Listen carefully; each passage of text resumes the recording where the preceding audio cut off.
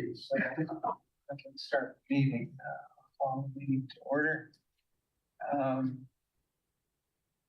As we know, Commissioner Hanson is not with us this morning because he has a work meeting in Chicago.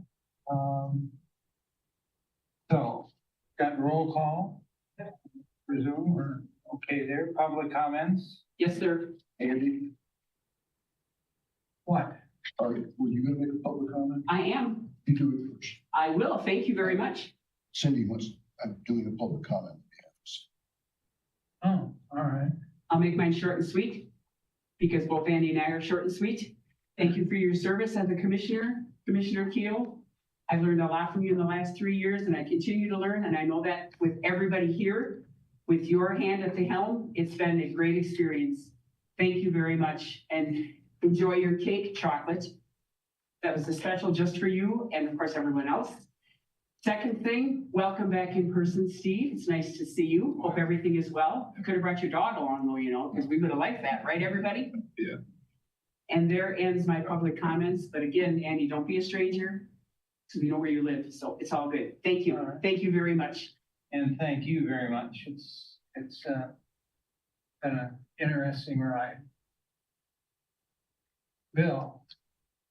Okay, last night Cindy pointed out to me that in the Up-City Times article about the referendum, there was a grievous error in paragraph 3 in which the newspaper noted that we have 12 firefighters.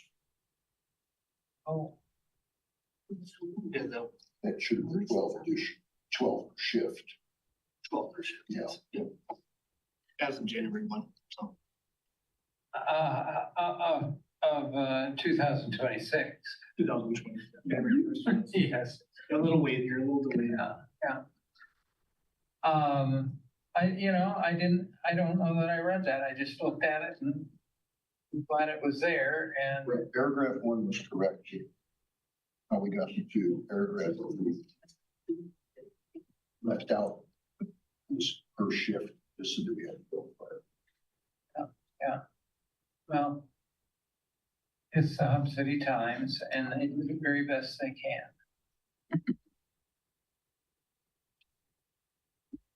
Anyway, any other public comments? Staff update. What is that? It's a Coverdell Stroke Program recognition presented by Deputy Chief Dacus. Oh, So the Coverdell Stroke Program is a program that departments can enroll in to help track information on stroke patients, basically to help improve patient care across the state. I enrolled the department, I think back in 2018 is when we first joined. So we've been giving them data for years and they do metrics to make sure that we're doing our job. In the last 2 years, they added a metric as far as notifying the hospital about stroke patients. In the first report card following that metric they added, we didn't do real good. Our crews, I'm very happy to report, picked up that slack and done an excellent job. And we received an award for huge improvement on that notification of the hospital. So that's what that award was. okay, well, thank you, and thank you for maintaining the program.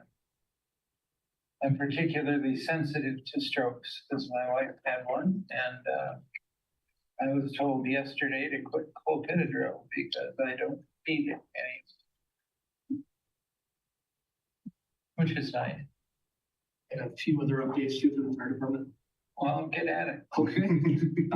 For the one I wanted to really take some time and just thank the commission for all your support through the referendum. If you hadn't put that or allowed us to take that forward and had not given us the support you did through that part, I don't believe we would have been successful. So I really, truly appreciate it. And I think, it's going to be a great success for our department and a great win for the community. So thank you again. The last one, or another one that we had was Training Center RFP. Just a quick update on that. RFP due dates are going to be April 18th. The evaluation process will be April 21st to the 25th. I know Commissioner Pinker and Commissioner Meeks were part of that process. So that week we'll be meeting to do that. And then also the BPW recommendation to council will be May 5th, 2025. And then the common council approval will be May 11th, 2020 venue. One other item, TEMS, you didn't see that last month. We brought the TEMS program forward to look into that program. We found that we need a lot more research done on that, and a little more data, in a few meetings between the police department and the fire department. So I'll keep you updated on that one, but I don't have anything to bring forward at this meeting. Those are all the updates. Okay, thank you. And the fire department can't have all the glory. I've got a few I'd like to bring. You go right ahead. We're all on Twitter. All right. I'm gonna look that up. So we've got we did receive a couple of smaller grants for our sharps container and drug take back containers. They're actually kind of extravagant, but it was about, for the 2 containers, it was $10,500. We can put into our lobby so people can bring in drugs so they don't flush them down the toilets, and have sharp containers so that we're protected when we collect the stuff. Both of those items can be moved to the new building, so it's a pretty cool investment that we can carry and less cost for us later on. Also, I want to mention that our community officer, Derek Iverson, along with one of our officers, Aliekas, has spearheaded a kind of a new program for our department. It's called PEACE. It's an acronym for Police Education and Community Engagement. This is unique to our department. We're using this as kind of an umbrella that we can have like many events, mostly focused towards youth in our community. This year, we're planning in June that we'll do a fishing event up at Hamas Park. I didn't know there was fish at Hamas Park, but I'm told there is. We received an anonymous donation of $3,000 through the Community Foundation, and we're using that to buy some tackle boxes and t-shirts for the kids. So when you see kids walking around with PEACE t-shirts, you'll know what that stands for. And I'm excited in this program. I think it's really going to take off and grow. It's starting to get quite a bit of traction. So that was really cool. And finally, we had 13 RFPs returned for the new police department. We have a meeting later on this afternoon to sift through those and try to narrow those down so that hopefully we can bring it to council within the next month or so as our goal. So that's all of our updates. Thank you. And 2 comments. If I see a kid with a piece on his t-shirt, I'm going to like it no matter what it represents. And who gave the anonymous contribution? We can never tell. Shoot. All right, thank you. Approval of the minutes of the March 13th, 2025 regular meeting. I need a motion. I move to approve. Thank you. We have a motion and a second. Are there any corrections, changes? Hearing none. All in favor of the motion signify by saying aye. All opposed, same sign. Motion carries. Thank you. Fire service and law enforcement news updates. And I'll tell you right now, Bill, there's one number in that stuff that I didn't like it. But go ahead. Yeah, there's a number I didn't like. All right, a couple meetings ago, I mentioned that Florida had January 1st had put into effect a law that on command of a first responder would create a 25-foot safety radius around the person. Alabama currently has a similar law running through both their House and Senate to provide additional protection from, shall we say, agitated, overzealous citizens who don't suffer any street takeovers by groups of motorists, but the Connecticut Police Chiefs Association is proposing a new enforcement concept to stop that, seize the vehicles and sell at auction. Something that we have talked about on numerous occasions, EMS fees, EMS billing. Cleveland, Ohio, which has had some public safety issues over the past few years, found that their EMS division was, one, understaffed, their rates were too low, they were losing money. Prior to the study being done, their rates were in the range from $350 to $1,300 per run. They kick those up to $750 to $1,300. The interesting part is they apparently do not have a Jordan and Jennifer. There was a city department that handled all of the billing. That department was understaffed by 10 people. And as of January 1, they have a private firm handling that. And until that firm gets a firm grip on the situation, they project their EMS revenue in decline.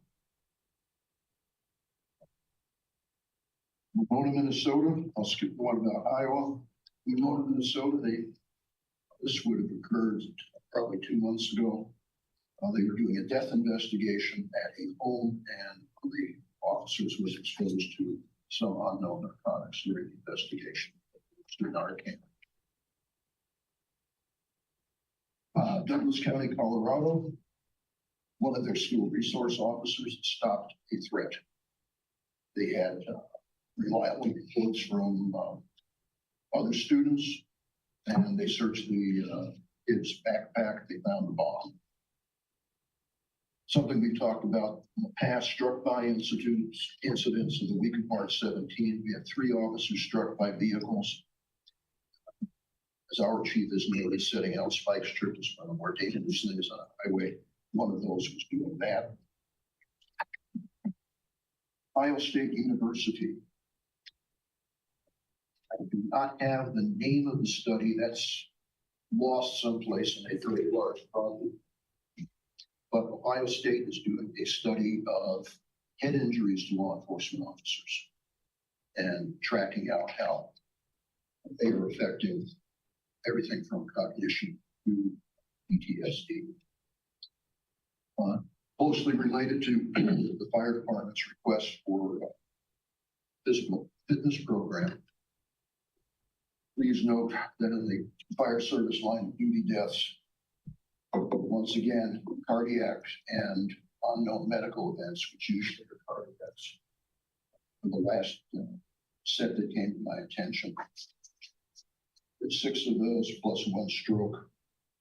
And then there were 2 Mayday incidents, but again, cardiac and fire service, they never seem to stop.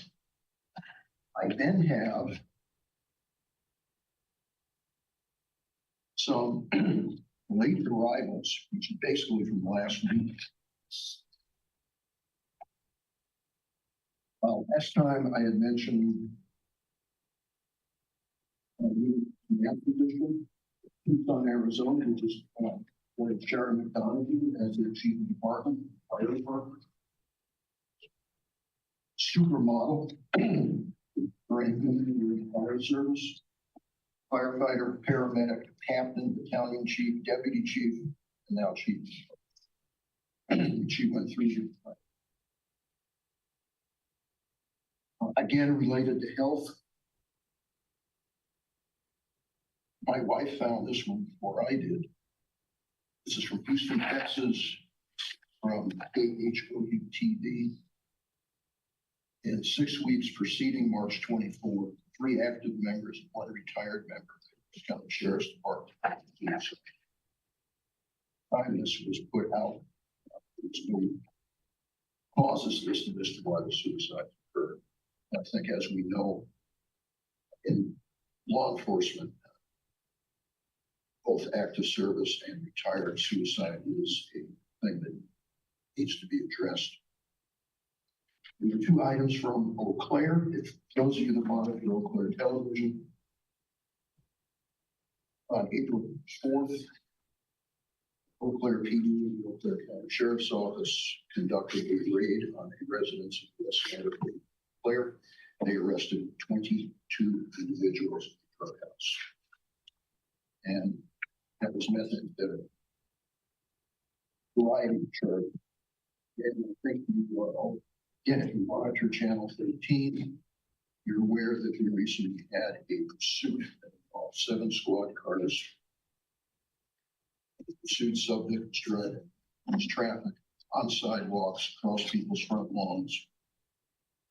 In the course of the pursuit, 7 vehicles all suffered damage and 5 killed.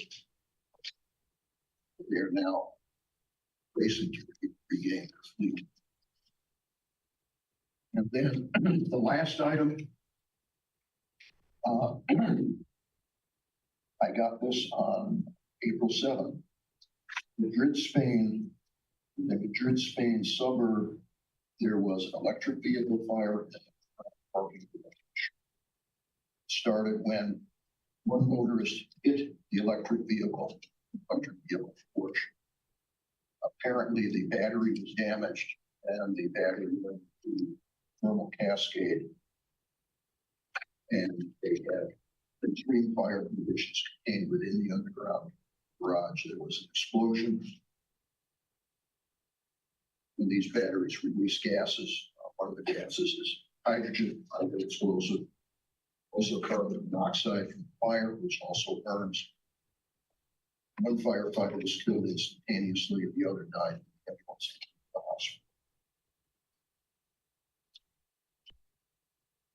Saw some pictures as they were pulled up off the Spanish television station.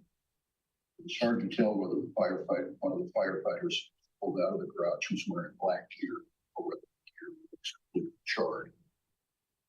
The Spanish TV very closely because you see 4 or 5 firefighters bringing this guy out. The picture disappears, so it must be really serious. That's it, Andy. Thank you. The number? Pardon me? The number? Oh, no, that's all right.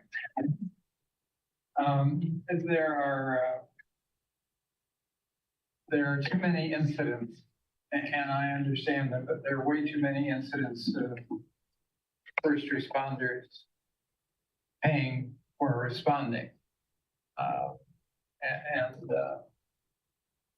That just irritates. Anyway. May I add one more item? Yeah.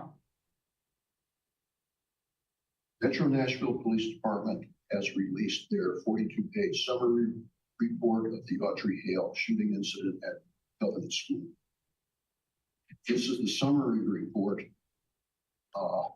There are over 1,000 pages of other material. And as in the past, there currently is a conflict as to whether or not this truly represents the entire truth behind it.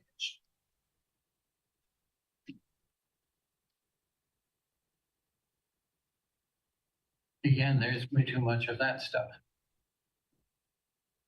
All right. Thank you, Bill. We go on now to where's my agenda. Approval of the police department bills. Okay, thank you. Good morning. We've got 2 sets of bills in your packets today. The first was signed by Commissioner Keel on March 26th, the other by Commissioner Penker yesterday. One item I'd like to point out is on page 7B. It's down at the bottom. It's called Magnet Forensics. It's a rather expensive software, but that's one that we use to collect digital evidence, most commonly in internet crimes against children. So it's one of those necessary costs, but a very useful tool for us. That's the only item that I saw in the packets that I wanted to highlight, but I'm willing to answer any questions before your approval.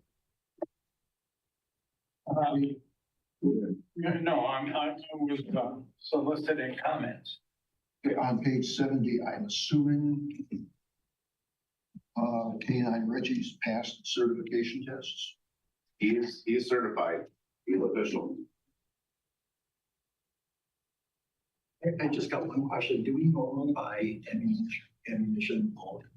Yeah, We do. Do we? So we don't get a typical retail price. That's what I'm asking. Right, we buy them in thousands of rounds at a time, so. Okay, because I saw from Fleet Farm, I just want to make sure we get a good price. Oh, yeah, I think that was to patch a gap of being short on a certain caliber, but that won't be the norm. We usually order from a company like that one. Okay.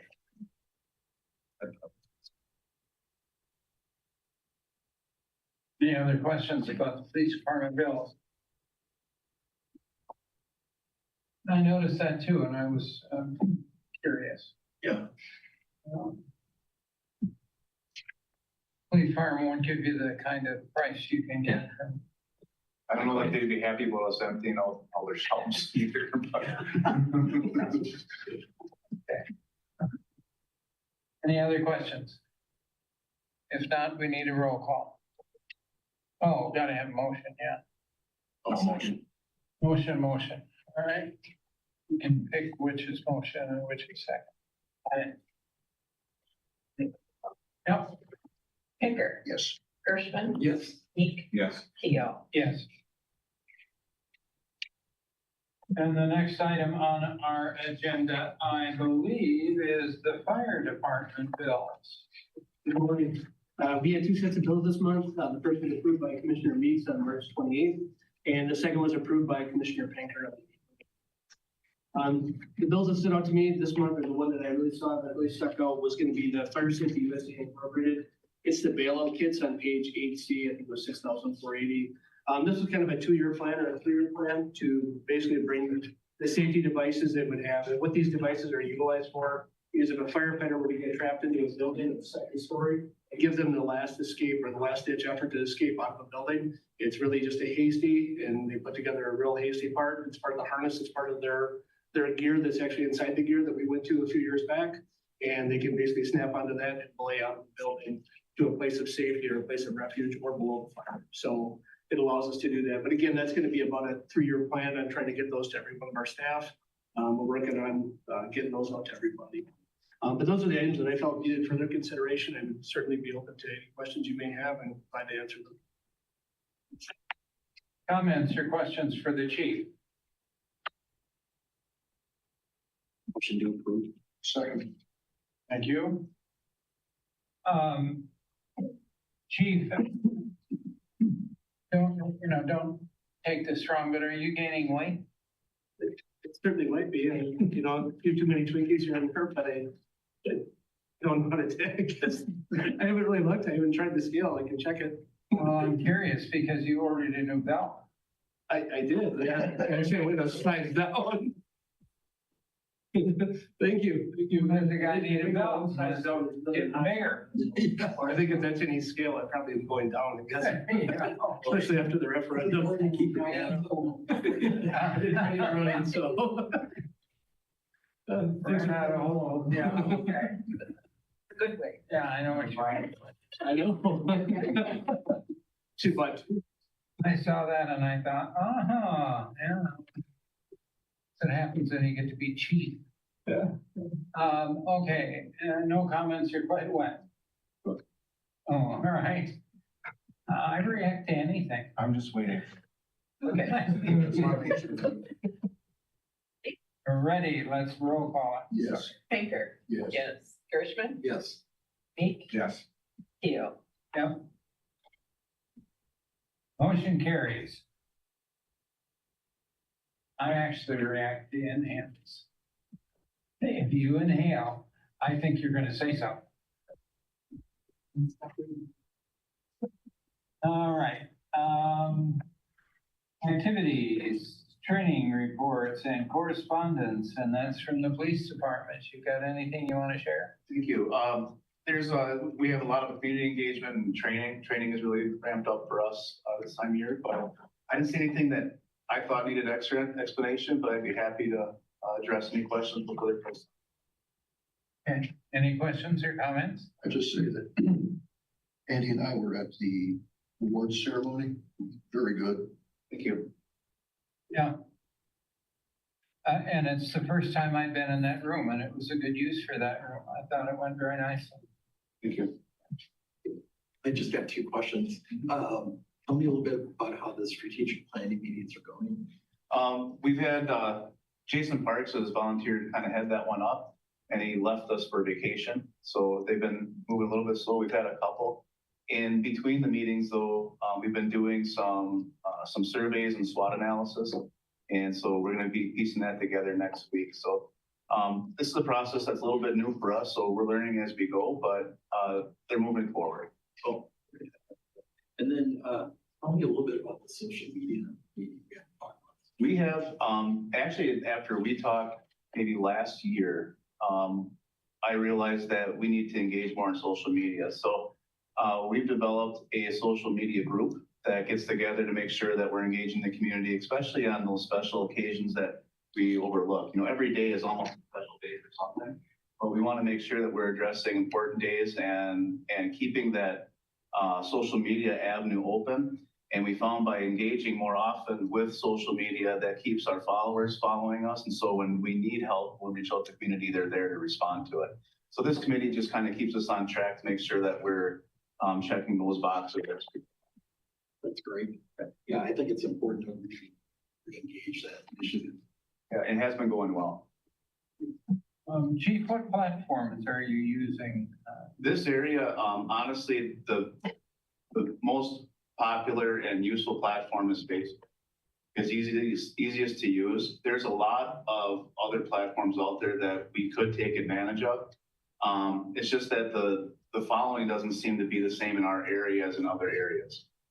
If we can ever move towards PIO and stuff, then there's conversations where we can actually interlink all of these social medias to really cast a wider net. And that's a goal that I think that our departments maybe should work together on. Okay, that's fine. Thank you. Evaluation form, you're still on stage. Okay. There was detective vehicles. Do you want to? Vehicles, excuse me. Okay. I'll go with the detective vehicles. Yeah. Last meeting, we discussed the rotation of detective vehicles, and the rotation for our vehicles has changed several times throughout the time that I've been here. In the beginning, it was to where it seemed like we never replaced them, and those vehicles deteriorated. They were pretty rough shape by the time we got rid of them. And then we went up to a 2-year rotation, and then or every year rotation, I'm sorry, and then we jumped back to a 2-year rotation. And then last year I went to a 3-year rotation, and each time that since we went from the 1 year to the 2 to the 3, each time is in response to help with CIP in the city to help the budget process. Last year I went to the 3-year rotation because the city wanted to help balance the budget. We have difficult financial times right now, and our fleet is in good condition right now. We could hold off on buying for a round or two, but I mentioned in July of last year that I didn't think this plan was sustainable. And I think that after cycling through what those detective vehicles rotations would be, and having a vehicle for over 20 years in emergency services in our line of business probably isn't very safe or smart to do. I think that we could hold off a little bit. We would have bought a vehicle. I think we bought a vehicle in 24. So if we do a 3-year rotation to the one cycle would be 2027, we would buy the next detective vehicle. Then I would ask that we move to a every other year rotation again, just to keep our fleet in good condition. I think right now we're able to hold off until 2027 to purchase the next detective vehicle, but I did supply an adjusted CIP to reflect basically buying every other year after 2027. So I would look for your approval to bring that CIP forward instead of the other one that I presented before. I have a couple of questions. Yeah, I think it's a really good memo. 2 things I want to ask is, first is, how many total vehicles does PD have right That's tough, because we're in the process of selling a few, so it's between 25 and 30. I'm recycling some out right now. now? Okay, so we're specifically talking about the detective vehicles. My question is, can we recycle, reuse some of the patrol vehicles? And I realize they have a lot more idle on them. They're gonna have a lot more miles. You know, in the past, we like swapped one out with the city. And I'm just wondering. No, normally I would say absolutely. Yeah. But we're still cycling through the V8 Durangos, and the reliability of those aren't great. We still keep some for like school vehicles, so we don't have to pay mileage and everything for somebody to bring their personal vehicle to school or whatever, or other staff travel. So we do have a couple of older D8s that we still kind of cycle through. We hope to get rid of those. After that point, it's possible we could maybe transition some into the detective bureau, but I don't think that those vehicles will be better than the ones that we have, if that makes sense. So if it comes to where there's an opportunity where we need to replace a detective vehicle, it's absolutely something that we would consider doing on a short-term basis at least. So, I completely understand the eight has had issues with reliability. Most of it's due to long idling. It is. But I'm just wondering if you could actually reuse those in the detective bureau, because it's a different type of mission. They usually drive it somewhere. Yep, but the other side of that coin though is that we also want to refresh our undercover vehicles. So this is a good way to kind of kill two birds with one stone. We can keep the undercover vehicles fresh and then cycle that car through and keep it for a longer period of time. But if I guess in my mind, along the way, if one of those vehicles starts to cause us more problems, there's no issue at all with bringing in a patrol vehicle and replacing that vehicle if we're in a pinch too. I don't know if I'm understanding you correctly or not. Yeah, I think so. I'm just trying to understand the timing a little bit better in terms of vehicles. I think part of it too is when you replace a drug vehicle, you end up replacing with a very similar vehicle. I mean, to me, just as a citizen, it doesn't look undercover at all. I mean, it's either another Durango or in the past it's been a Tahoe. It's not going to have the lights and all that. It's just.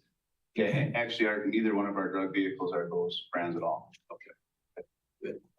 We can stop by. I can show you ones that we have, and yeah, I think it'd be great because one time under previous administration they bought a Tahoe for the right. officer. Geez. Yeah, I just couldn't think of a worse choice in terms of trying to be undercover. Crown Vic probably would be. Yeah.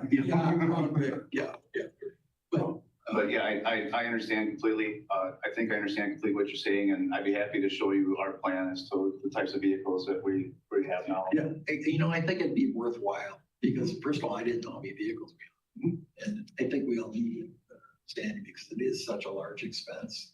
And it does affect the city and our budget in terms of percentages, the highest, agency within the city. So I think we need to have standings done. Saying no. Place that we've been passing on our frontline squads to has been the school resource officers. So we're trying to kind of utilize those squads a little bit longer, the frontline ones, to outfit them a little bit better with their response capabilities. Yes, and it makes perfect sense because they're not idling all day, they're driving back. Exactly. The PD and such. So I mean, it's not. And there's advantage to having our SROs in a marked squad car with all of the emergency equipment too. So it's a good use of our squads too. Do you think a decision has to be made today on this, or could we come back to it? And I'm not speaking for anybody else. It's just We've got certainly we don't pass CIPs until June, July. So there's certainly time if you need time. We have a meeting today. I did submit this pending approval of this meeting. So I would have, if this isn't approved, we would still have that previous CIP in there. I guess if that makes sense. It would be the previous submitted CIP, which isn't a big deal. Randy, if we were to delay, what are you looking to accomplish? Well, that's a really good question. You brought up, you thought you could wait another year, right? So that's why I'm trying to decide, do we wait another year? There's nothing wrong with leaving the CIP the way it is now, and then I can adjust another one next year to reflect something similar to this. It's either way, or to wait a couple of years, whatever we decide.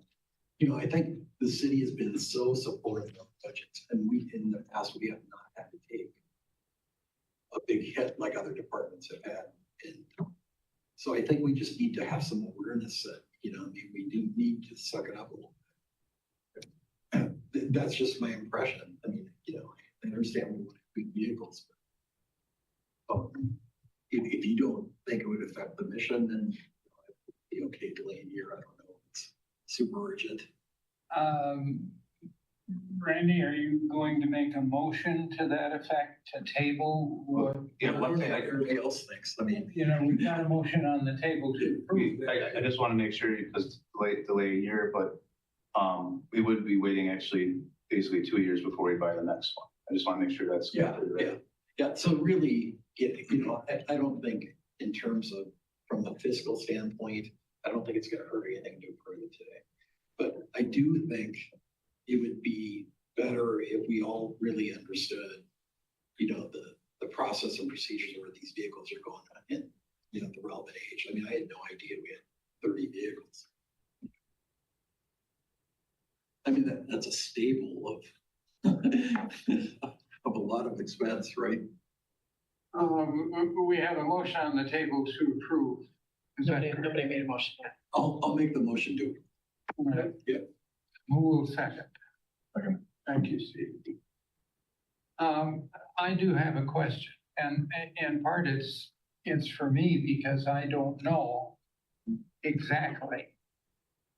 I'm taking time to try and figure it out. But how do you wind up with a car that's 20 years old? Because when we buy our detective vehicle, we have 2 undercover detectives. They would get the vehicle the first year. Right. And then if we rotate, if they keep it for 3 years, then that goes down to the next detective. And then they would get another car. And then by the time that detective will keep it until it goes through the whole bureau and then gets replaced again. And that takes, if you do it every 3 years, by the time it gets to it, that vehicle is almost 25 years old, or 23, I think it was, depending on what year it is when we buy the vehicle. So it's sort of like having a bunch of boys as children, and the last one gets the last hand-me-down. Right. essentially, yeah, they The keep it. oldest vehicle. Yeah. Newest detective gets the oldest vehicle. It's essentially, that's what it is. Because I think there are people who are going to be watching this who are going to say, how do they manage a 20-year-old thing? It is very confusing, and to do this memo, I actually had to like draw pictures and years of when it was going to be replaced, because it is difficult to explain and hard to follow sometimes. But that's why, it seems like it's not a big deal to just push off 1 year on the rotation, but that 1 year really affects the age of the vehicle when we cycle it out. Yeah, all right. Well, we do have a motion to approve the request from the police department. Okay. One more question. Yeah. And Actually, 2. Yeah. Oh, with these vehicles, whether they go out of service, they're 20-year, or for some reason we get rid of one at 10 years. How are we disposing of them? And if we were looking at some sort of drastic change, what is the current resale or auction market on these used vehicles? It varies. We have, the most common way that we get rid of a vehicle is through Wisconsin Surplus, which seems to be the best market right now for us, because for us to sell them outright is a lot of work. I don't think we get the best price. They kind of take care of a lot of the advertising, and it's a well-known site. I don't know that we've sold a detective vehicle on Wisconsin Surplus. I think we cycled it through, I can't remember what we did with the last detective vehicle on, to be honest with you. But we do sell our squad cars that way. The prices that we've gotten, like for those F-150s, I was pretty surprised. I think we're around 17,000 for those, which was pretty high. That's a good price. Yeah, those look really, really nice yet. The Durangos, I think we get somewhere in the area 7 to 10 for those, depending on the shape that they're in and the mileage and things. So I think that I've actually been pretty impressed with the amount of money that we get through Surplus. Now, does that come directly to the police department? No, it goes, general budget? yeah, it goes to the general fund. So we also have like our ordinance vehicle that was passed through to communications department. So if, we do reach out to the city, since it's city vehicles, we reach out to see if there's a need for them before we sell them. The only ones I'm not doing that with is the Durangos. So, The V8 Durangos. vehicle that went to communications. Communications paid for that, right? Yeah, they did, similar to how we paid for the enterprise. They're in a different fund. They're not in the general fund, so it's. Yeah, all right. Anything more? Yes, Steve? I'd be curious to find out what the cost of maintenance is for those older vehicles. Right now, we don't have the really old vehicles. I think our oldest one, 2012, 16 maybe. Yeah, I'd have to look at the list. They might be in the packet here. So right now, we don't have that old of vehicles. It's just that if we wait for that cycle, they're gonna be older by the time we get rid of them eventually. The good thing about the older vehicles is they really don't add a lot of mileage. So they're actually lower mileage vehicles, which is an advantage too, and something to consider. Something that we haven't mentioned that we're trying to do as well is eventually we would like to outfit our detective vehicles with lights and siren. Right now, most of them don't have that. And if we have the need to respond to an active shooter event or something like that, our detectives, we want obviously to be able to respond emergent if possible. And so that takes a decent amount of money to outfit each one of those, but we want those vehicles to be emergent capable too. And if they are going to drive them in a perfect manner, they're not 23 years old and fall apart. So Can I ask just one question? In the past, you had the ability to seize vehicles through engaged drug activity, right? Right. Have we had the opportunity to seize a vehicle? You want to take it or me? we just did. Well, one of the issues with that was at the time, for the last number of years, our district attorney wasn't necessarily interested in those seizures anymore. There's a new district attorney. We're starting to do those again, forfeiture actions they're called. And so we actually currently have one vehicle that we're working through the process of that. We went down and picked it up in Illinois a couple of weeks ago. I won't say what kind of vehicle that is, but we have it and it's in nice shape. And a lot of that depends on the lien that's left on that vehicle as to whether or not it's worth it for us to go through that forfeiture action. Completely understand that what a terrific option. And either We've been very interested in doing it over the years. Can't wait for you guys to be driving a Cadillac. yes, We've had them. We've had them. Anything more? I didn't expect it, but this had some interest on the part of the commissioners. Good for you. Thank you. Yes, I know. Or I would know. I would figure that out. But you probably have to remind me. Need a roll call. Let's go. Baker, Yes. Gershman, yes. Meek, Yes. Keel. Yes. Motion carries. And thank you for the explanations. All right, the next item on the agenda is the evaluation form. It's in your packet. Sure. It was suggested last meeting that we explain the evaluation forms again. This is a relatively new form for us in the police department. Assistant Chief Esser did develop it about 2 years ago. So it really is probably a good time that we review it, make sure that it's checking the boxes that we expected. No pun intended. This form is our department's first draft at developing an evaluation form of this nature. And then it evaluates our officers in a fair and legal way, and tries to account for their activity.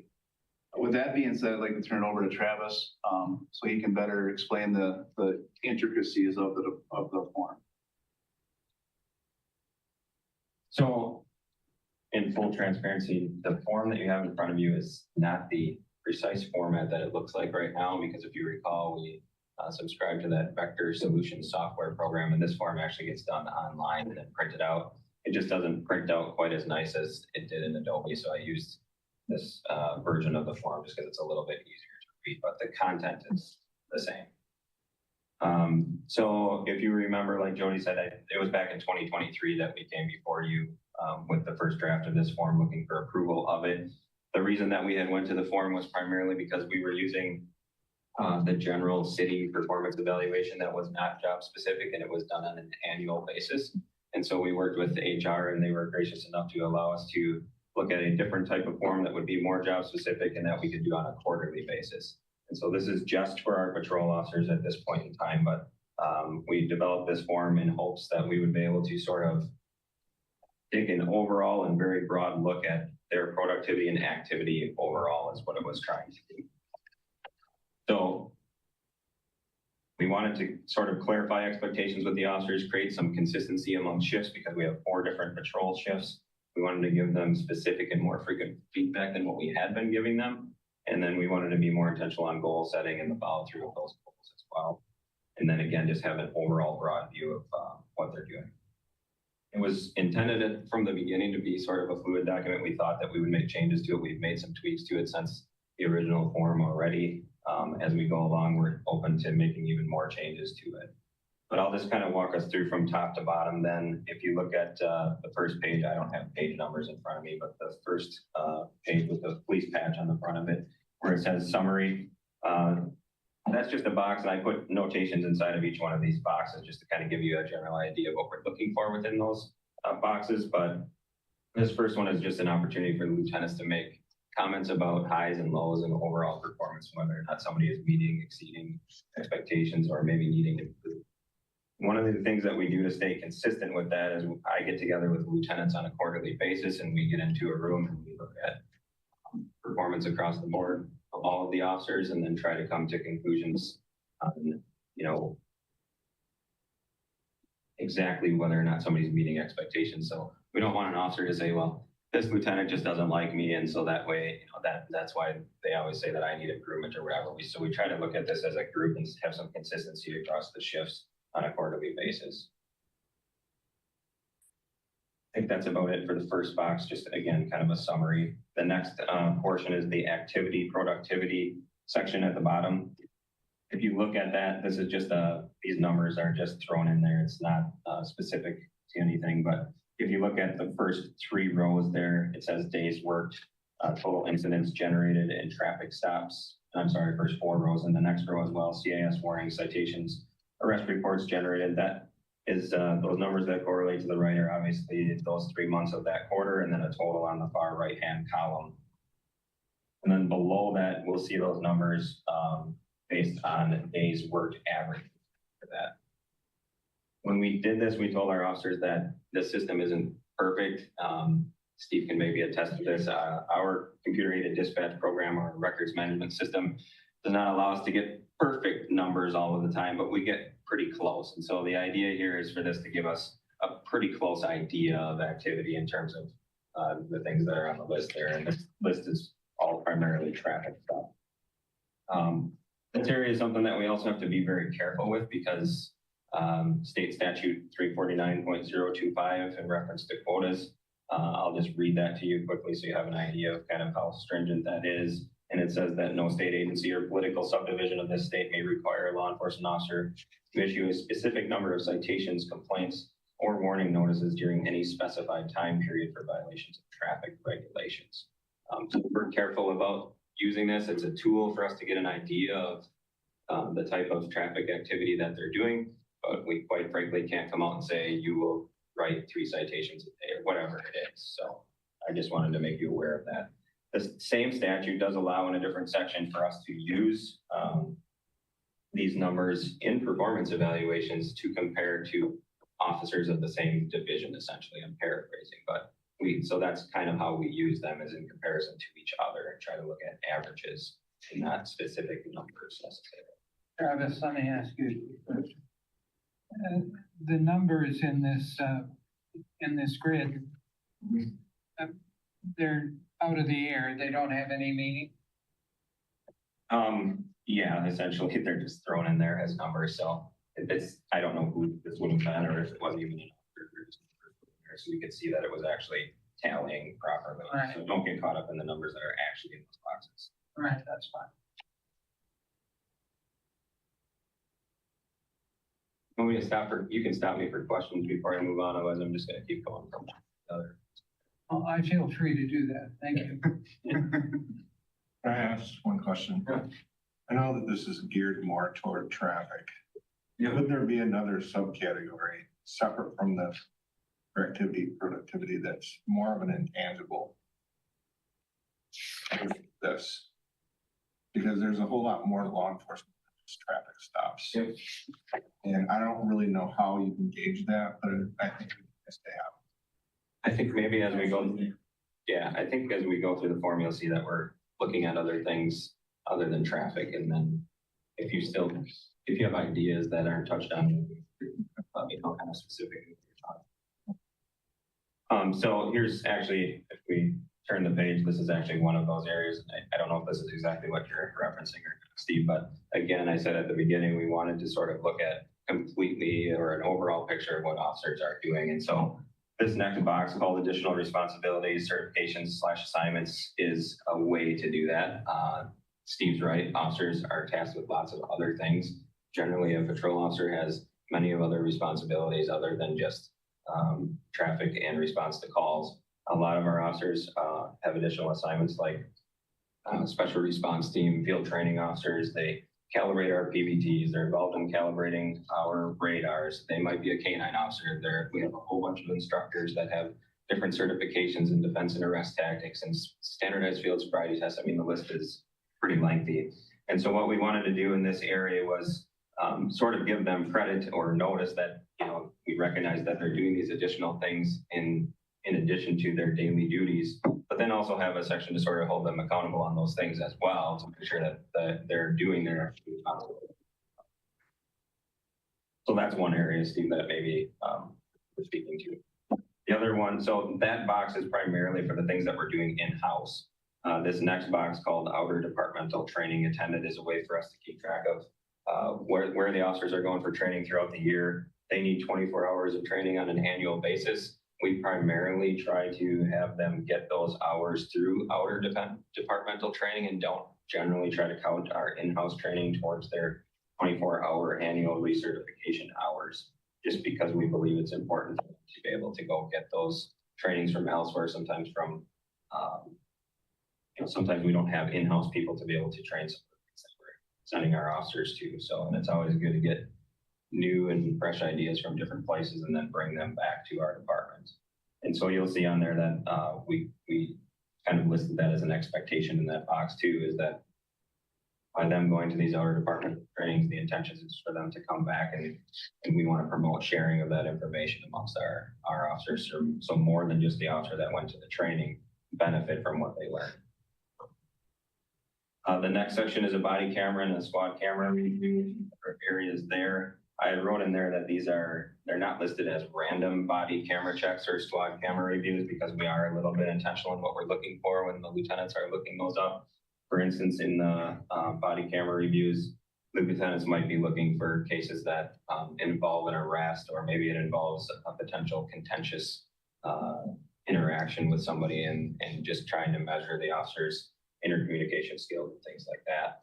And that's similarly true with the squad camera review, where the lieutenants are usually going to look for some sort of emergency response from that squad camera to show that or check that the officer is using the regard. Those aren't just completely random.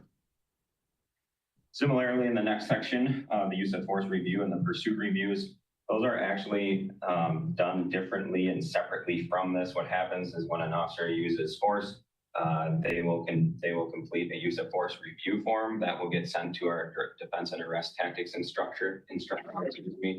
That instructor will look at that use of force through the lens of what the officer has been trained on, and then offer comments as to whether or not it complies with training. That form will then go to that officer's supervisor, and the supervisor will look at that use of force through the lens of policy and whether or not it complies with the things in our policy.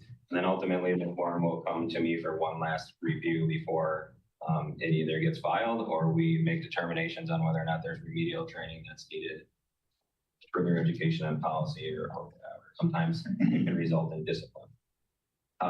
The same is true for the pursuit reviews, except for those reviews, the first step there is that it will go to one of our emergency vehicle operations instructors for the review instead of the defense, but follows the same process. The next section is just kind of an overall interaction section. Obviously, you know that officers deal with the public a lot, and so we put a lot of emphasis on their communication skills with people that they deal with, and this is a way to sort of measure that through the lens of our values is what we are asking our lieutenants to do. And so we're looking at communication, not only verbally, but obviously written communication as well, how they write the reports, if they articulate things well. And then this is an opportunity where lieutenants can list things that might be goals on the next page that the officer might need to work on. But we've told our lieutenants they can look at all different places to gain information about this. You know, one of those places I mentioned on here is court and how the officer testifies at court and whether or not our district attorney has preferences about improvements that can be made in that regard as well. The next section are the goals. Not a whole lot here other than by doing this quarterly, we want to keep a little bit better track of our goals with our officers and what we do on a basis. I've asked our lieutenants to look at kind of short, medium, and long-term goals with the officers and come up with those goals together. Obviously, if there's things mentioned in the first section of this form in the summary area about areas in need of not meeting expectations that are in need of improvement, that should certainly be one of these goals, part of the overall goals of the employee. And then there's an opportunity for the employee to write comments, and then a chat kind of goes through the signature process after that. So that's sort of it in a nutshell. Be open to your questions about specific items within the form. And like I said, we're always open to improving it. We think it's a great improvement from what we were doing. So we've taken steps in the right direction, we think, but always room for suggestions. Comments or questions? Yes. The generic format here, similar to what I experienced in the classroom. So I really don't have too much to say about the form, other than any type of evaluation. Formats obviously come up with positives, negatives, strengths, and weaknesses. So this is something that is fluid. I would like to see a separate section here about officer initiated activities, not necessarily those related to criminal enforcement, ordinance enforcement, but activities that the officer is initiating for the benefit of his patrol area, for the benefit of the citizens he comes in contact with. As an example, we could have someone that, let's say, it's just hanging out in a public building, like fire, simply appears to be poor physical condition, taking up fire department, social services, perhaps interacting with parents when the officer on patrol observe you got little kids that play on the sidewalk, playing or getting close to the street, something like that. I agree with that completely, and we've been trying to trap those numbers too, but some of the difficulty lies in how our CAD system works and to run those reports. There's not like a line item, if you will, of that type of activity. And we have difficulty figuring out a way that we can trap those numbers other than learning what specific incidences and writing it in the summary section. So I agree with you totally, and it's hard to put stats on everything that we do. And some of those limitations are with our CAD system. I'll just elaborate on that a little bit further. Joy and I looked through the calls for service categories recently, and we're trying to figure out, which of those types of categories would qualify for self-initiated field activity. One of the tweaks that we did make to this activity productivity section on the new form, and we've been doing it for a little while now, I just had troubles trying to get it into this form, was there's 3 other areas that we track for self-initiated field activity. One is what we would call property protection, and that's checking on doors. It's night shift activity, but sometimes we'll get requests for people who go on vacation that want us to check their houses. So that would be an example of a property protection as well. Bar checks are on there. going into bars and checking that the person serving has a license, looking around for any underagers, that type of thing. And then warrant pickups, so arrest warrants, our officers can get those lists and then go out, like, actively pursue trying to arrest those people. So those are some categories that we are already tracking. The citizen, what I would guess I would call the citizen engagement stuff, is what I think Jody's kind of hitting on, is really hard for us to capture within the system that we currently have. That's something that we're trying to figure out a little bit better. Could they add a category too? Yeah.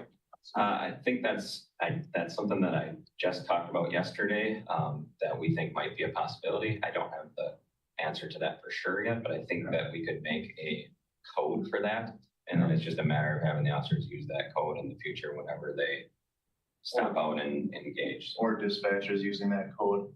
CIS is a really antiquated system, and the county is looking at possibly moving to a different tracking system as well. So sometimes part of the because it's antiquated, it's difficult to make changes sometimes, but we're on that trail to see if we can make.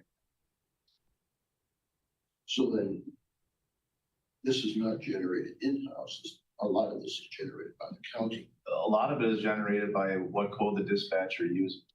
So that's why, like what Travis said in the beginning, where our numbers aren't perfect, but they will be generally close. So if, for instance, if we go to a disabled vehicle, the dispatcher may write that as a traffic stop, or they may punch in the wrong code, or there's a lot of different things that could happen.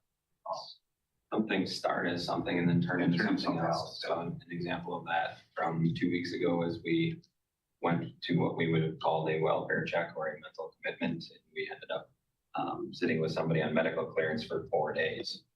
And that call was labeled as an agency assist from the beginning because that was requested by a different jurisdiction for us to do. So it's sometimes really difficult to nail down exactly type of call. And certainly it's very difficult to nail down the amount of time spent on certain types of calls. So then, basically, we have to talk the same language. In some cases, yeah. Yeah, and some things we don't have language that's appropriately descriptive. Any other comments or questions for Travis and Julie? I have one. You've been in this, using this for 2 years. Have you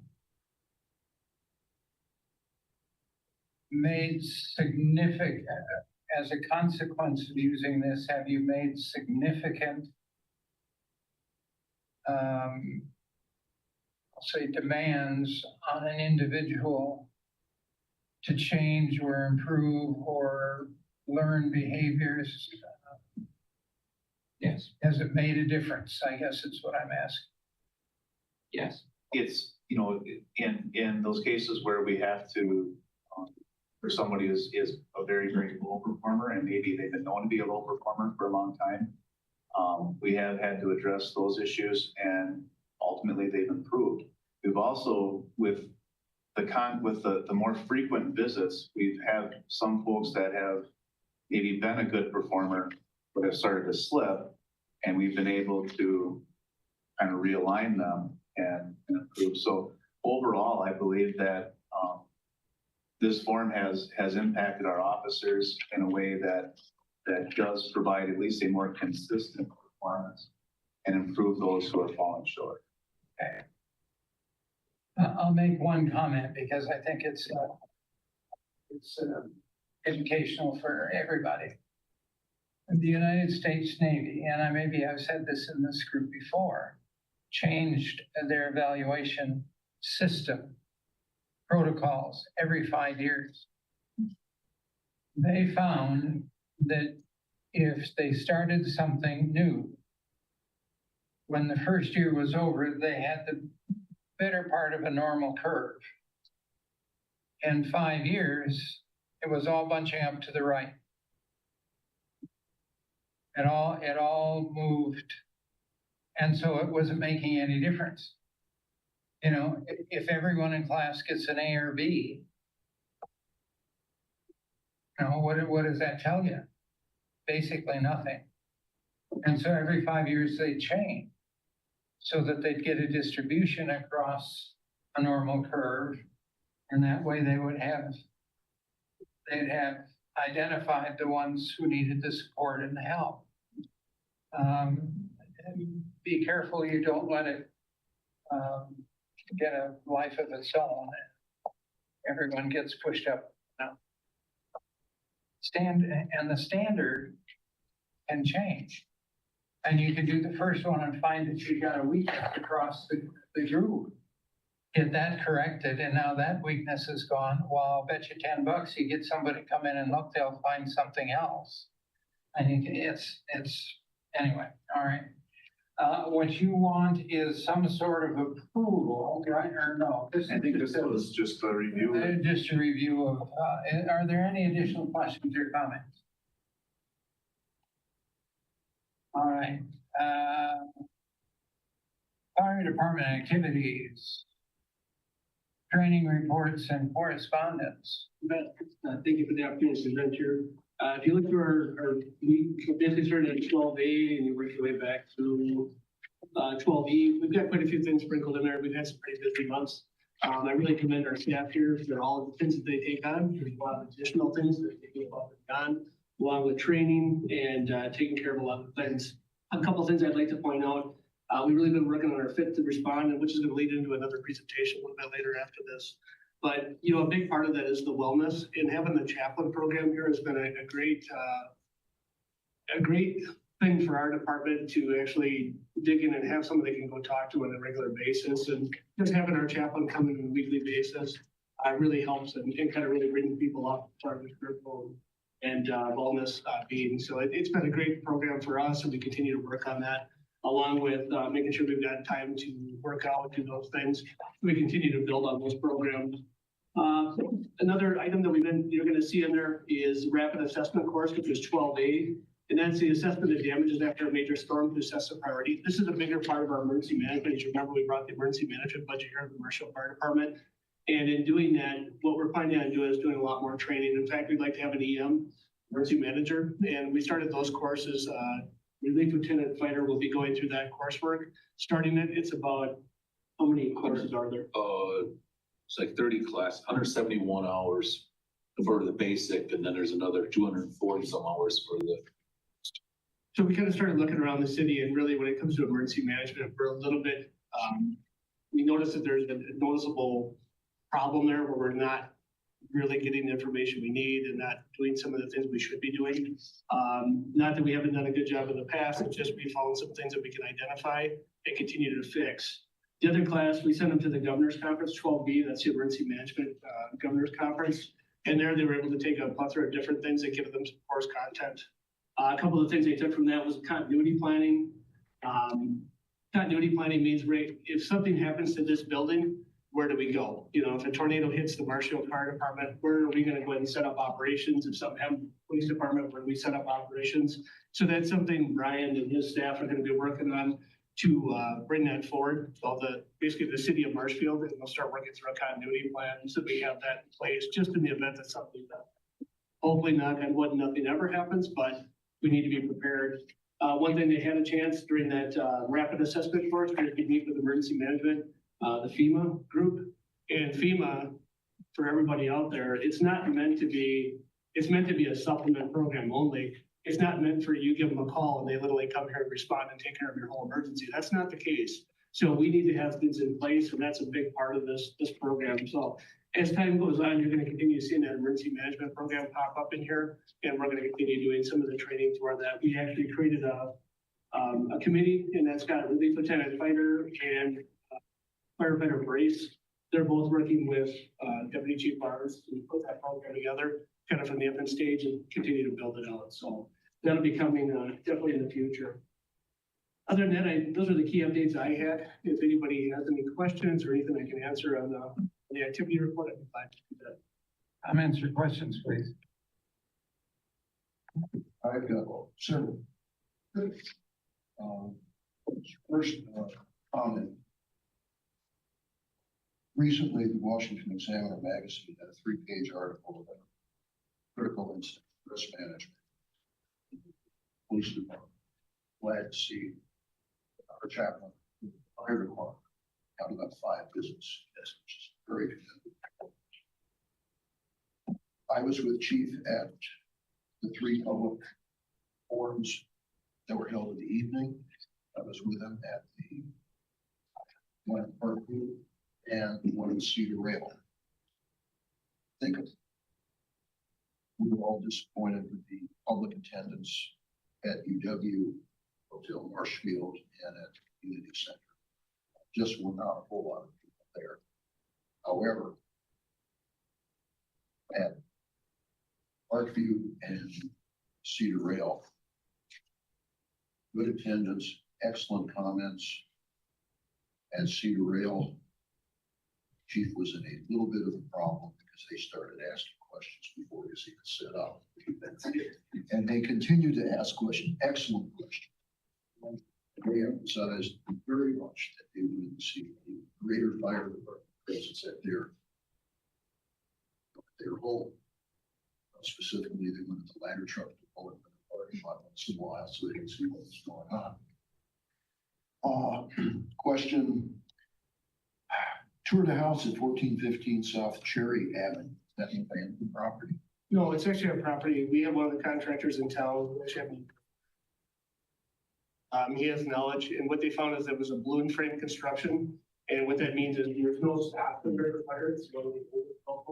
It uses long timber that goes all the way to the roof line. And it really is a place where fire can go up and it was one where they were doing some rehabilitation on the property, and he invited us in to maybe look at that property and look at the wooden construction, because that's not a common construction that we see these days. So good opportunity for all of our shifts to train. Then on page 12E, high-rise packs. What do we have in a high-rise pack, and how many buildings in town are classified as high-rise? We know we have the hospital, we know we have Parkview, Forward Bank building, probably classified. How many buildings do we have? When you specify that, so when you get into high rises and you look at what a high rise building is, each district can be a little bit different what they consider a high rise. It really comes down to the resources that you can buy for that building. So there's probably more high rises in our community that would be in New York Fire Department. I mean, New York has their bigger high rises, but what we specify as a high rise would not be something New York Fire Department would specify as a high rise. But for us, I would say we probably have 25 to 30 buildings in the community that would be specified larger scale, where we would utilize these high-rise packs. And to answer your question on a high-rise pack is a toolkit, and basically it has hose packed in it. There's 1 3/4 hose with 150 feet in it that has a gated Y that's attached to it, with also a combination of different fittings on there so that we can fit up to whatever facility that we're going into. And these are to be utilized in standpipe systems. That's a standpipe system that sits in the stairwell system, and we can hook into that system and at the same time supply water from the outside of the building so that we don't have to stretch water, clothesline, all the way through the structure. So it's really a pre-plan, and this is what the fire department does on a regular basis. We continue to pre-plan for these buildings so that we can mitigate the risk in a very easy and efficient fashion. Then on same page, 27th, EXX plan. Yeah, I think it was one of those kind of a placeholder, and I apologize for that. Was one of the catches. We've been really trying to work on our abbreviations, and really what that was a training or a pre-plan to work with UW on their disaster drill, and really it was supposed to say disaster drill. So we're working on a couple different things we can do with them, and we're looking to do that again, back to the emergency management program, working extensively with many of the different agencies within the community to put together plans and to continue to do some of the systems that are going to tax their systems. Okay, so if you do something that's full scale out there, let me know, because I can sit in the backyard and watch what happens. Perfect. We'll make sure to give you a heads up on that. Or you can sit in the commons area and watch the police when they go through an exercise. Long time. In fact, I think at some point we are planning on doing a drill with both and having maybe a larger scale disaster drill at some point to really tax the system in the city. And some of us actually sat in the commons area and had coffee with the perpetrator. Okay.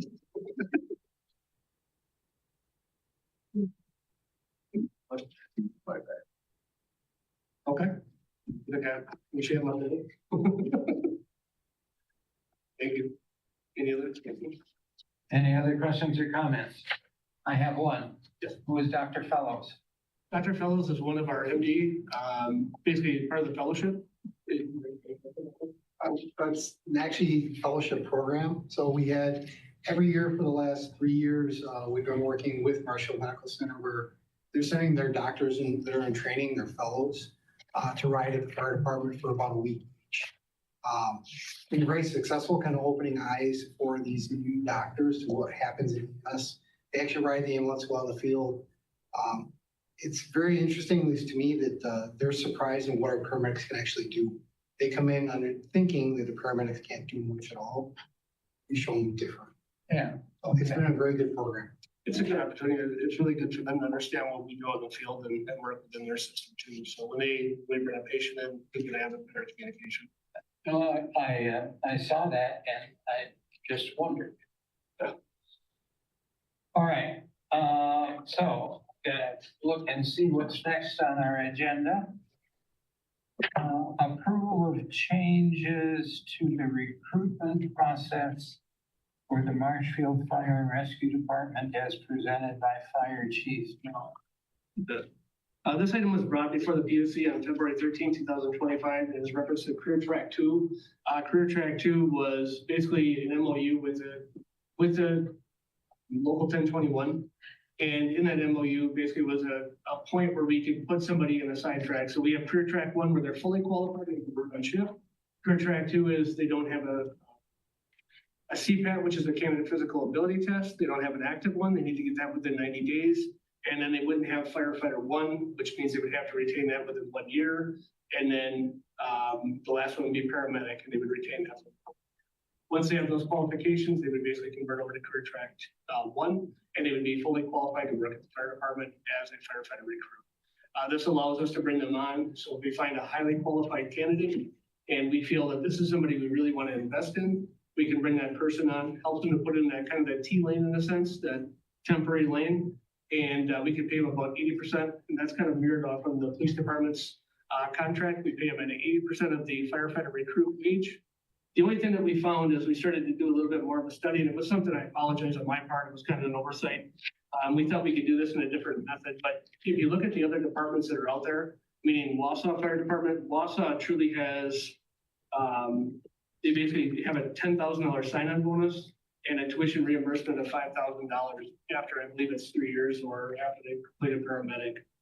For Wisconsin Rapids and Stevens Point, they're paying for the paramedic program, so they're outright paying for it. So to be competitive in the market, we thought bringing forward basically a reimbursement after 3 years of employment, meaning the day that they start as a firefighter recruit, that's when their probationary period would start.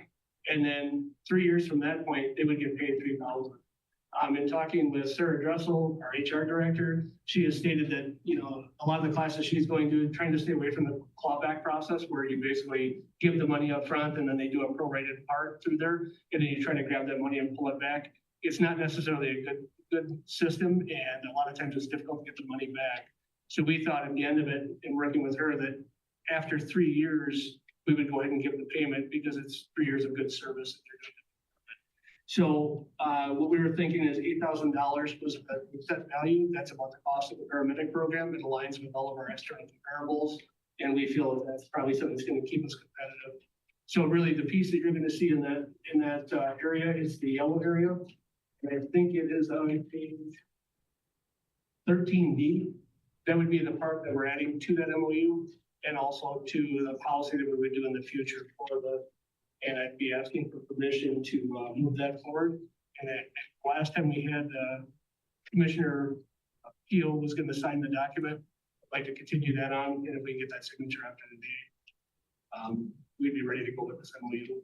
I'm glad they take any questions at this point. Sarah Dressel's here as well. If you'd like to ask any questions of her, we can certainly answer any questions for you. I only had one previous question and you did answer it. I think it is a lot more elegant to handle the reimbursement the way you're doing it rather than trying to grab the money. It's not, I think the process is good. Thank you. Do we have a second? Second. Thank you. Any additional comments or questions? Sarah, do you have anything you'd like to? Just that this was a really excellent thing to work with the fire department on, kind of looking at options to potentially get, new recruits in and things like that. So, Everett and team did a lot of work, and I just really appreciate the partnership, so. Okay, thank you. Anything else? I have a motion, I have a second. On the table, no additional comments. I'll do a roll call. Pinker, Gershman, Yes. Meek, Yes. Keel. Yes. You got it? Thank you. The next thing is a request to approve. I think this is a request to get a committee working. Right. Right. Okay, Work group to basically put this together. yeah, thank you. So, have at it. When I took over last September, big thing for us was really getting to the 50 duty. That's kind of a bigger compromising thing. We wanted to make sure we were doing NFPA 1582 physicals, which are the physical checks where they're coming in and actually checking blood work, all of those things. The next one was the wellness check. And Steve has done a great job as far as putting the wellness check together. We sent all of our responders for the wellness piece of it, meaning if they go and they check in with a mental health provider, very similar to what the police department does. And in doing that, they can basically check in. None of that information comes back to us. You check in, and it's part of NFPA 1582. The next piece was going to be NFPA 1583, which we do physical training within our department right now. And I know we've had some expressed interest in this as far as moving to a fit for duty type of test, some kind of physical fitness type training. I believe it's, what does the police department utilize? What's your Job function test. job? Basically the job function test, very similar to what they're doing on that, to get the correct terminology. What we're looking to do here is really get a work group together because there's a lot of different things that come into this. We want to make sure that we're doing that. The proposed work group's objective would be to develop a structured, fair, and legally defensible fitness program. It's going to evaluate current best practices, address legal and employment concerns, and build a sustainable plan for phased implementation. I believe in talking to Commissioner Gershman, he'd like to see it within the next 24 months. I think that's a fair assessment if we're to look at the overall term of this. I think that's a good timeline, and I think it's something we can definitely work with. The work group should be made up of the Police and Fire Commission to be determined. I mean, if it's 1 or 2 members, I think there would be great oversight for this.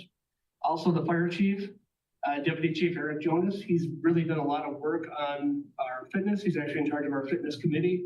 They do a lot of work on the backside to make sure things are coming together. He's put together quite a few different parameters in this, and I think that's something we can work off in the framework. In addition, we've had some things in the past where Tracy Talker has brought things forward. I think we had a test that we were very close to before COVID started.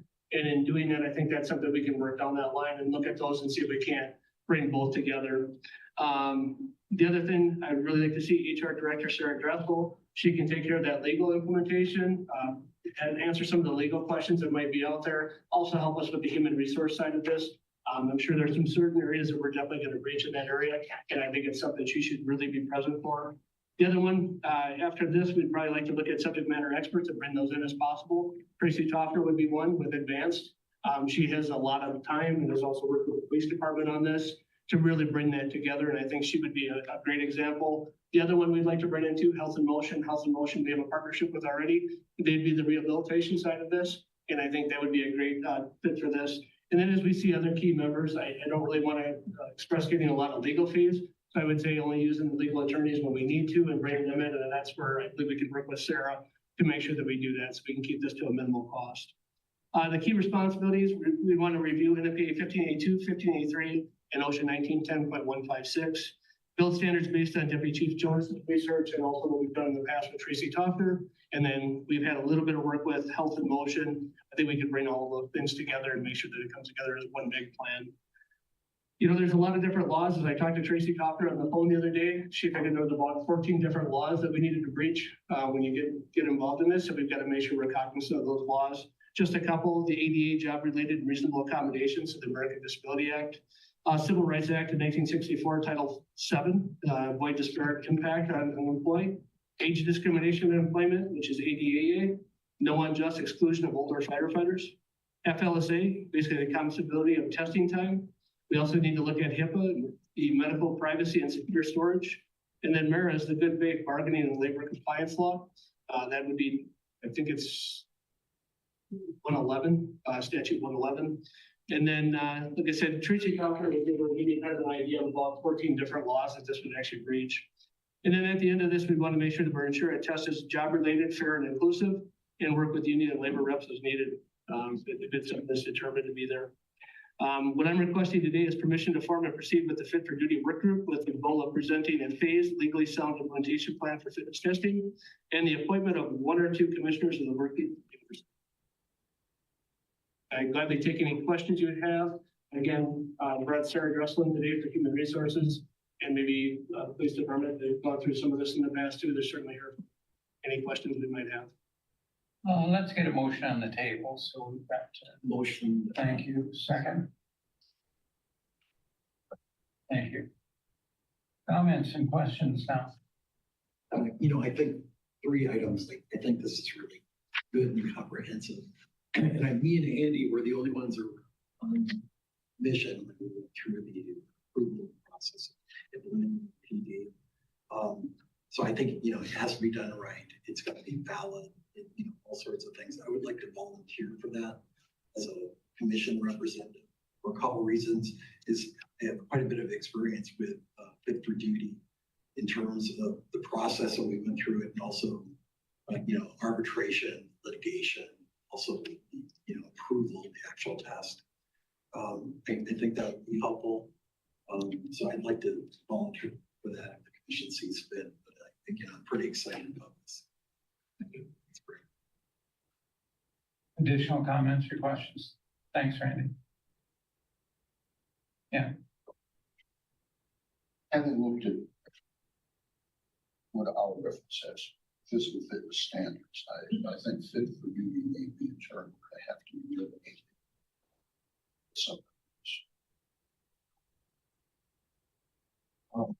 Having looked at a number of these programs in the past, they certainly vary. At the time I looked at those 4 or 5 years ago. Yeah, it was. On one end was fire department in Utah.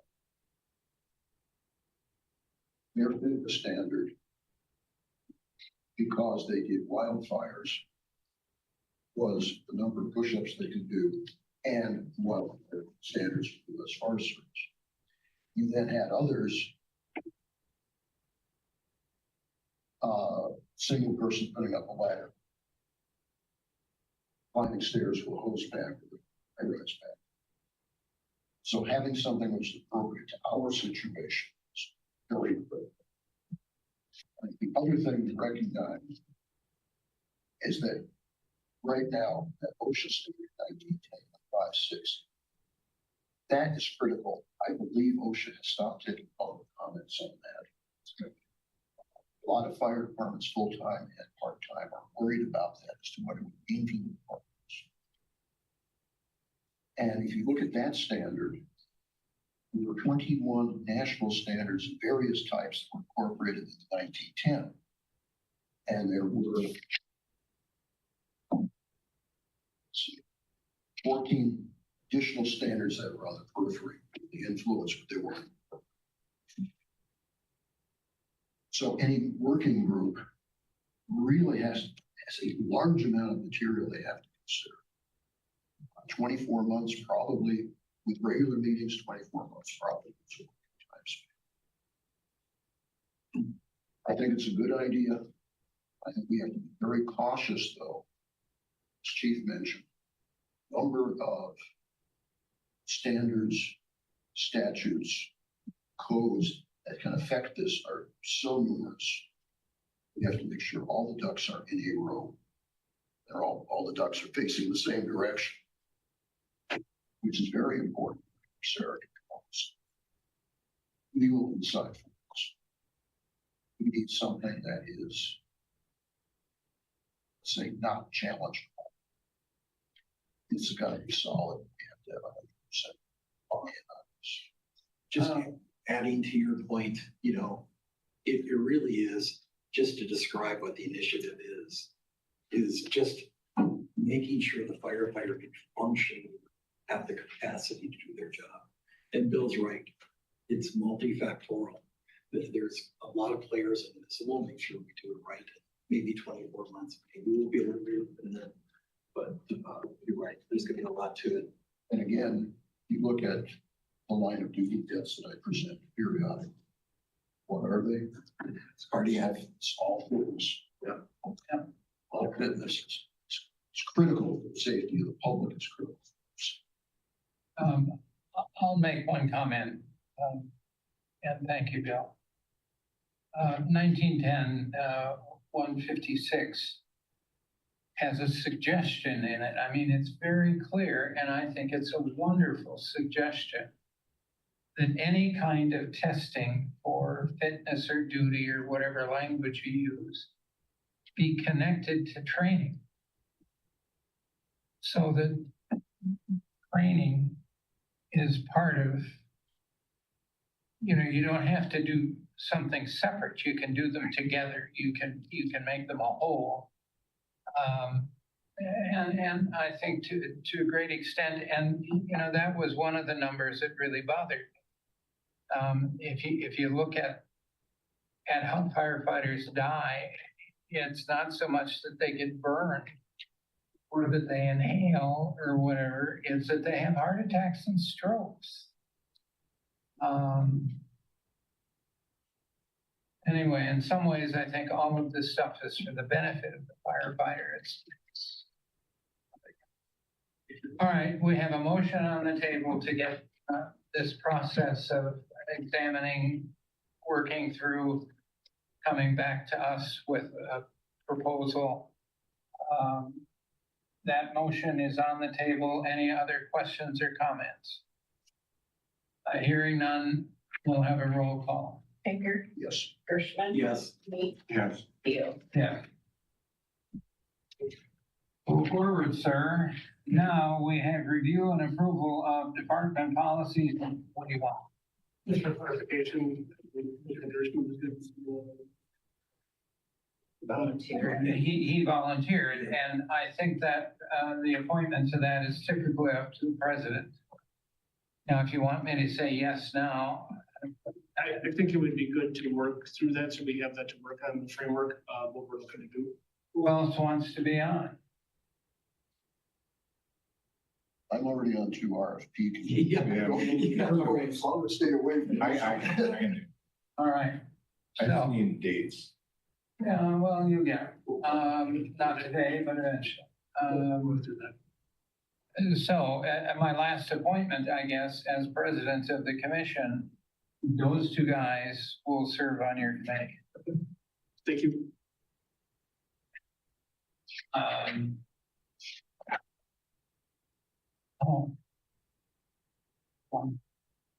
Okay. Review and approval of department policies and procedures. And in the past, we have not gone through every single one and approved them separately, have we? No. No. We did.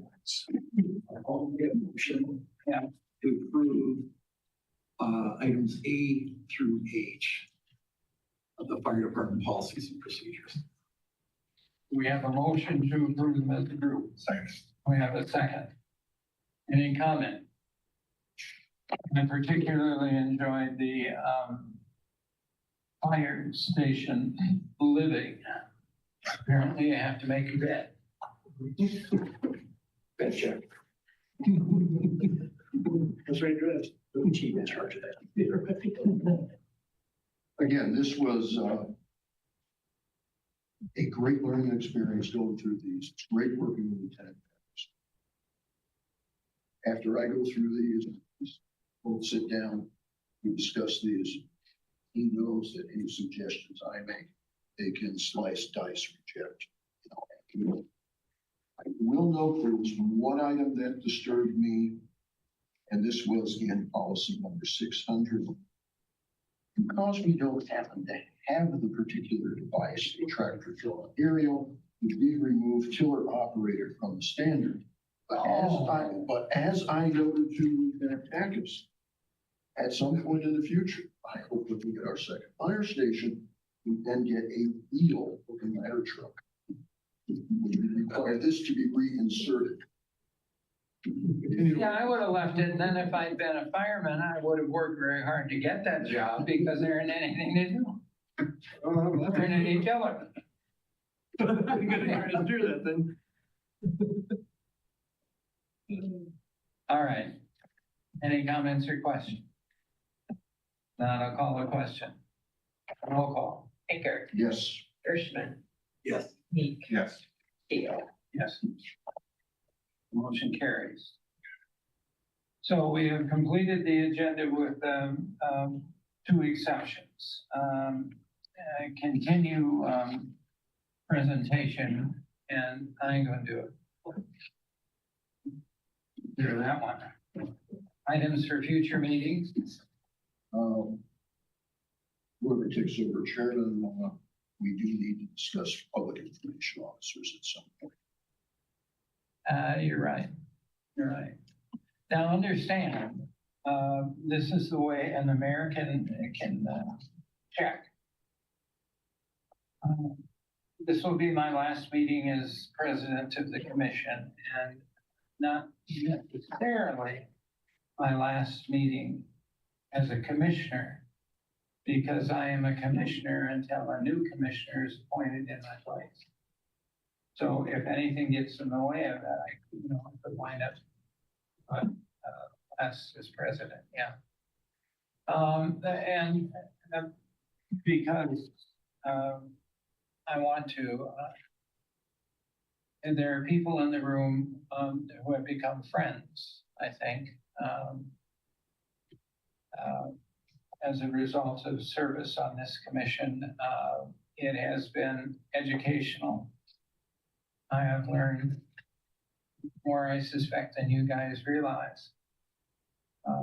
And it has been fun, with some exceptions. Randy and I are familiar with.